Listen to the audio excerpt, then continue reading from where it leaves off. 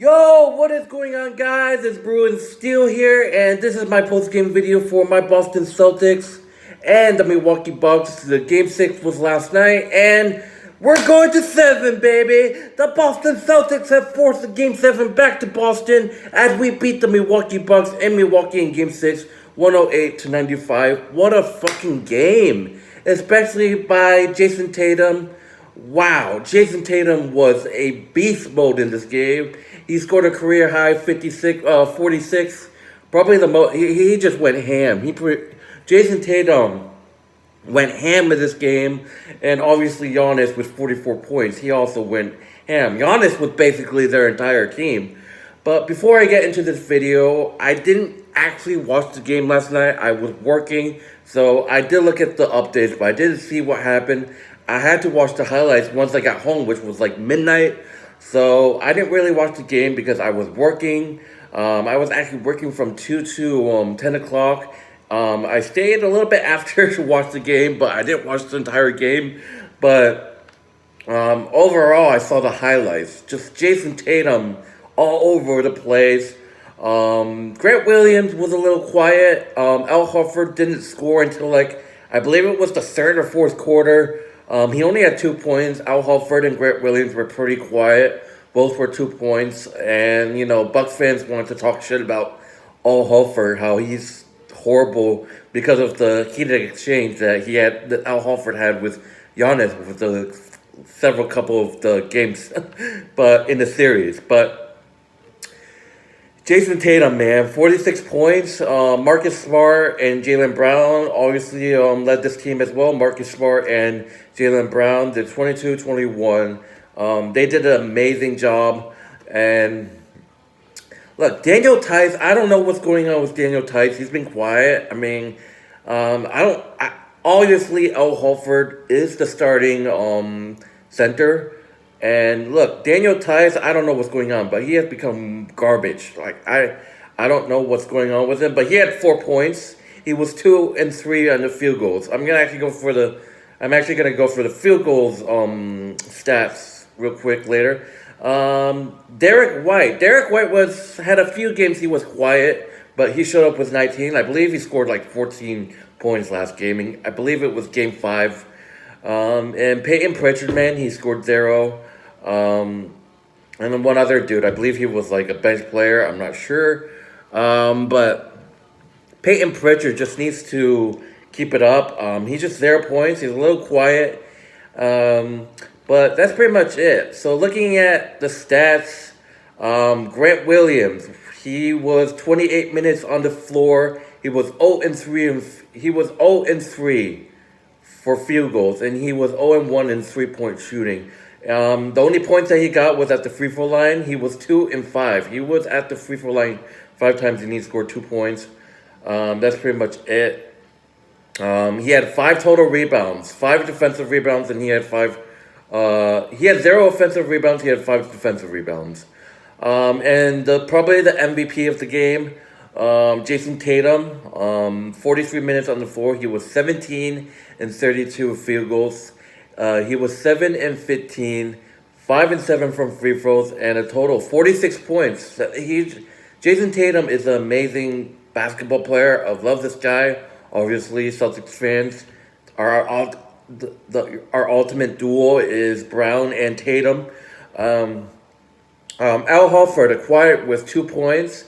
He had 38. He had 38 minutes on the floor. He was 1 and 6 in field goals. He was 0 and 4 at 3. He was 0-0.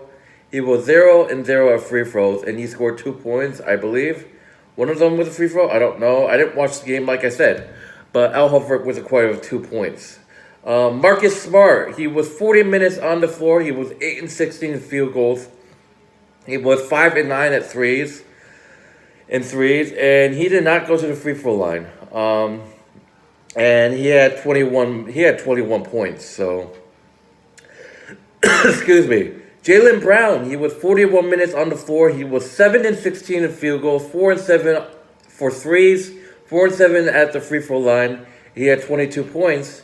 That's just amazing. That's great. Aaron Nesmith didn't score at all. He only played 1 minute. 0 points. Daniel Tice, he was 2 and 3 in field goals, 0 and 1 3-pointers. He didn't go to the free throw line. He had 4 points. Um, Derek White, he was he played 30 minutes. He was 3 and 9 of field goals, 1 and 5, and then he was 2 and 2 at the free throw line. He scored 2, and then the total rebounds was 5. Al Horford had the most rebounds. That's why we have you down there, boy. And Derek White scored 9 points, and this guy, what's this guy's name?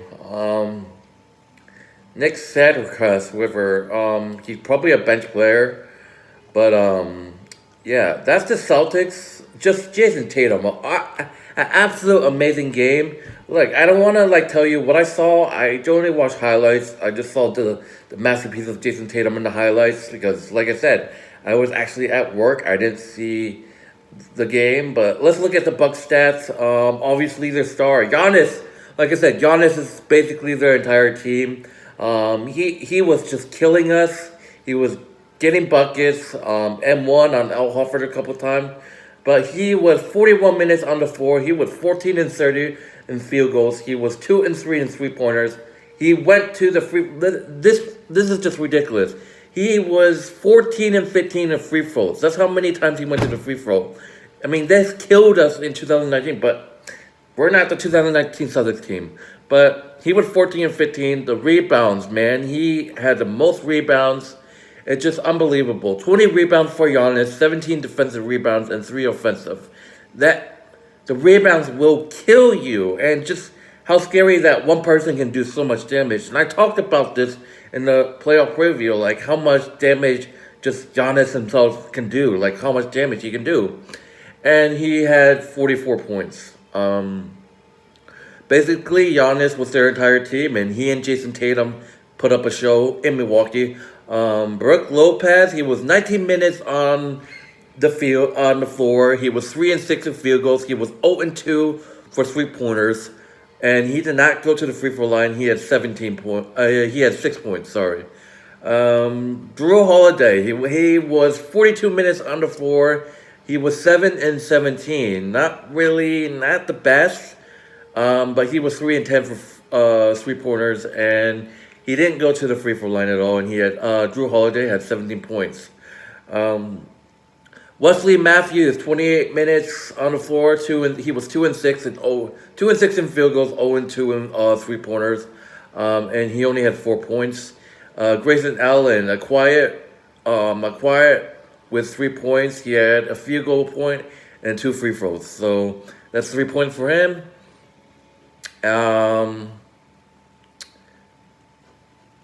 Let me see. Give me a second. Pat Connaughton, whatever his name is. He had 14 points. He was 33 minutes on the floor, 6 and 8 field goals, 2 and 3 3-pointers. He had 14 points.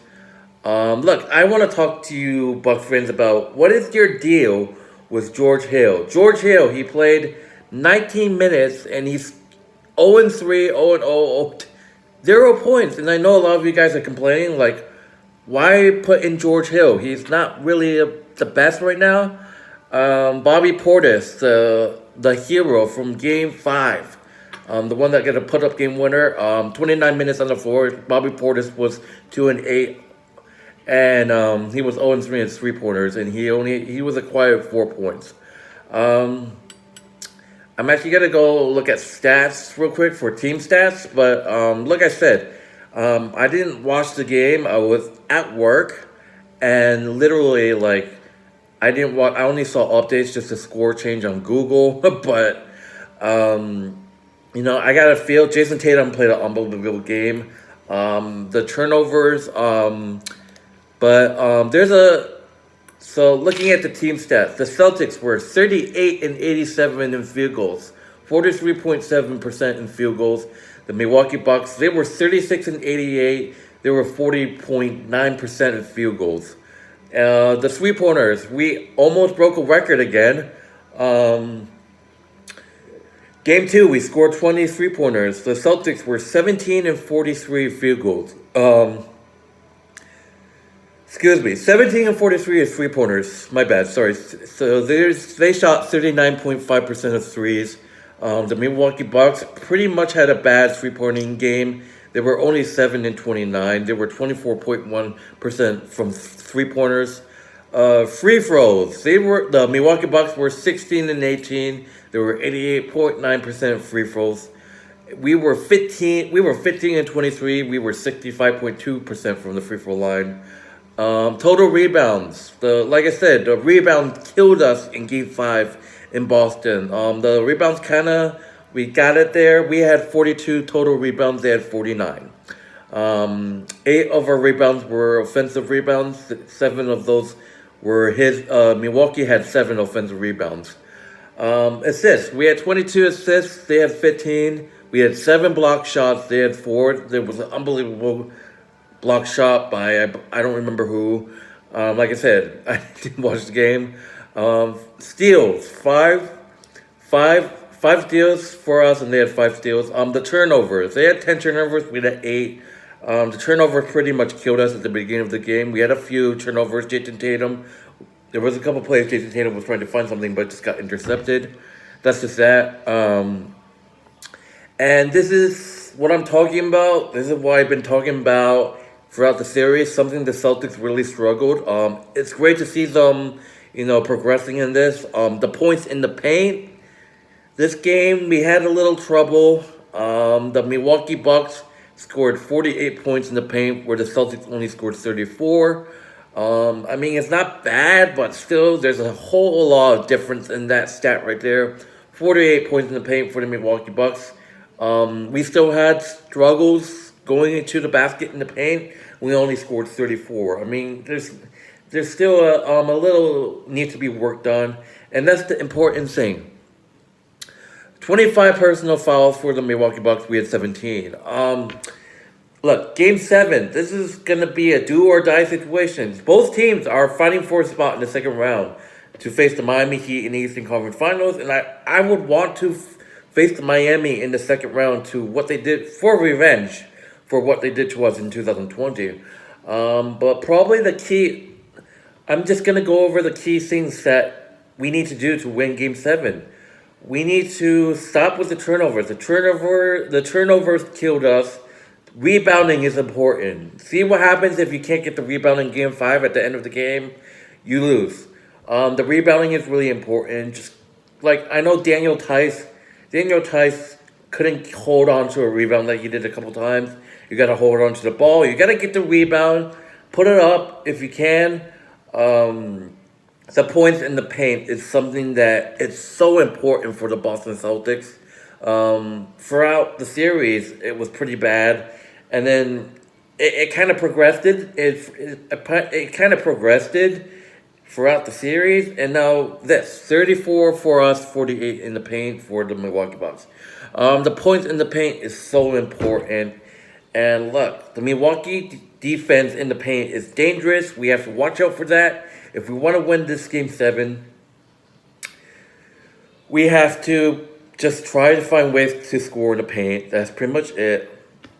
And look, there's no news saying that if Middleton is gonna come back to play. He's still out with an ACL or whatever, a sprain, whatever it is. But Giannis needs to be shut down. Hey, the Celtics has done a great job guarding Giannis. Put Al Horford. The commentators, Grant Williams did an excellent job. Grant Williams did an excellent job of guarding Giannis. Al Horford, somewhat. But my guess is put Grant Williams. Grant Williams did an awesome job guarding Giannis. Look, we have shut down Giannis a couple times in the series, but some of the games we just couldn't. It leads to triple-double points for Giannis. But the key to win the series is points in the paint. We have to score in the paint. We have to somehow overcome this Milwaukee defense in the paint, which has been a kryptonite for us. They improved, which the Celtics improved, which is great to see. But that's the important thing if we want to win this game. We have to shut down Giannis, obviously. We have to play good defense, but knowing it's going to be hard because this guy just goes into the basket. He gets layups, he gets dunks, and he elbows people and gets away with it. That's pretty much what Giannis is. But we have to basically play great defense on Giannis, and we just have to watch out for, Drew Holiday, Brock Lopez down low for Game 7. Bobby Portis, he's probably gonna explode in the Game 7. In a dire dude situation, you expect all your players on the team, whatever, to go ham, try their best. Drew Holiday obviously is gonna have a great game in Game 7. Giannis is probably gonna go off, but Jayson Tatum needs to play great. Grant Williams needs to play great. Oh, Horford had a 40-point game, probably the best in his career. He needs to step up. Peyton Pritchard, I'd love to see him step up. Maybe Daniel Tice, I don't know. But we have to neutralize Giannis. The rebounding is important.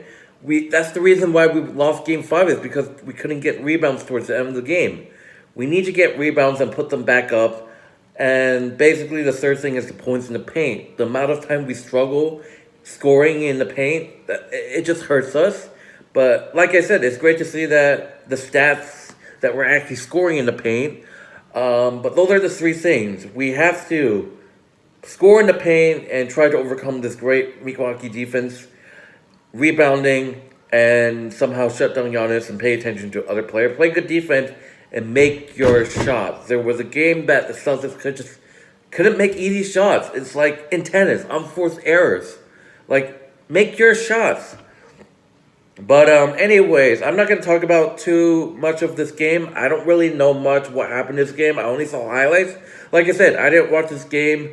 I will be in the same situation because I actually work Sunday, and Game 7 for the Celtics and Bucks is Sunday afternoon. I think, give me a second. I think it's like 3:30 p.m. Eastern Time, Game 7 in Boston. I actually will be working at that time, so I won't be able to watch the game. So I gotta watch highlights. It's a pain in the ass, but it's whatever. Life is life. You gotta work. But this is a big game for the Celtics. Obviously for the Bucks too. Game 7 in Boston. Sunday afternoon, 3:30. I can't wait. Obviously, I can't watch the game like I said. I said that, but I can't wait still. Probably going to watch updates in my lunch. I get a lunch break at work and then 15-minute break, so hopefully I can, keep update, and hopefully it's a close game. And look, I want to say, win or lose, I love the Celtics team. Look, I can speak for every Celtics player, Celtic fan. When I say this, win or lose, I'm proud of this team. The effort that this team have had this season, the first half of the season not doing well, and once we get Derek White, I just love what Amir Duka did for this team. The second half, he made adjustments with Derek White. We started beating teams over 500. And what you know, the Celtics team came down from 14th place, and now they grabbed the number 1 seed in the Eastern Conference, and now we're in the 2nd seed. I am proud for this team. We swept the Nets, a super team that had Kevin Durant and Kyrie. We swept them. Win or lose, I am so proud of this team. Win or lose, I'm not going to get upset. There's a reason why the Bucks are the defending champions. I mean, losing to a team like the Bucks, it's not a reason to get upset with. They're a great team. I mean, yeah, Giannis is dirty because he always goes to the free throw line. Celtics fans that they're saying that refs are always on Giannis' side. But still, with those bullshit calls, Giannis still on this day, he's a freak.